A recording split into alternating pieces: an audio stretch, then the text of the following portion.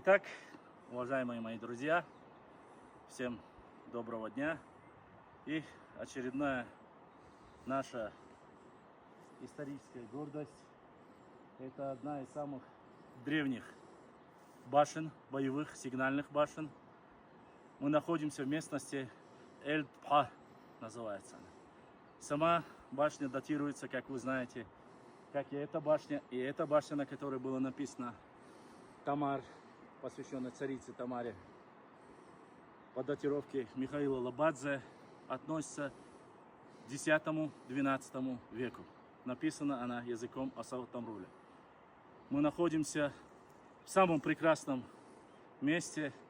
И у меня, честно сказать, как у человека, занимающегося историей, исследованиями, я был в Чеберлое, в Шарое, в Шатое, в Галанчоже, но у меня понятия нет, каким образом можно было вот такие 4-5-этажные башенные комплексы построить на такой высоте, не имея современной техники. Сюда нет дороги.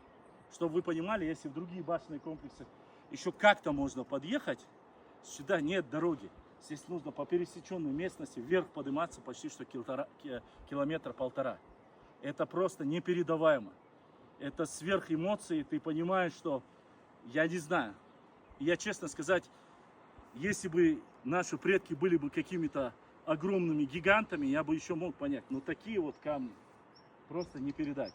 И еще, в долине, в ущелье, вы видите еще один башенный комплекс, Терлоевский башенный комплекс, боевой комплекс. Видите эти два башенных комплекса.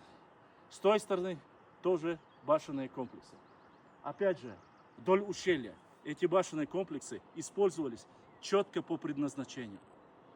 Для обороны, для подачи сигнала, для войны.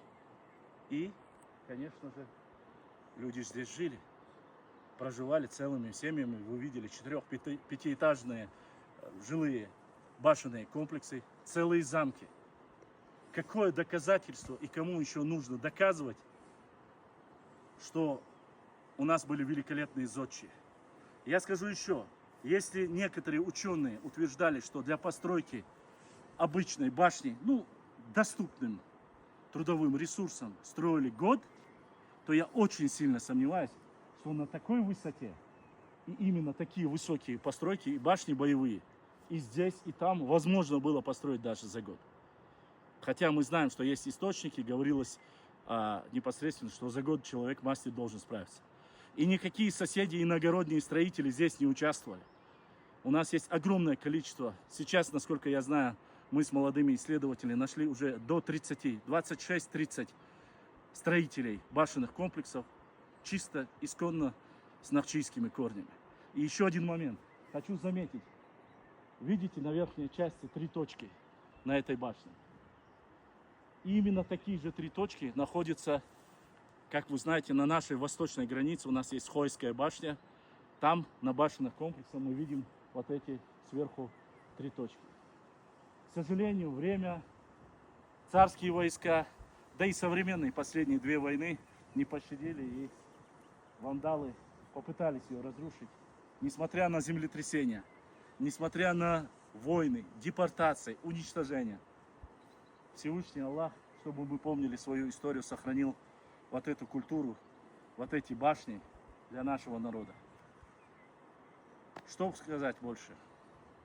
Делайте выводы сами, пишите комментарии, подписывайтесь, занимайтесь чеченской историей, изучайте ее и обязательно посещайте наши горные районы. Вы найдете очень много интересного, нового для познания нашей Родины. Ассаламу алейкум ва рахматуллахи ва баракату.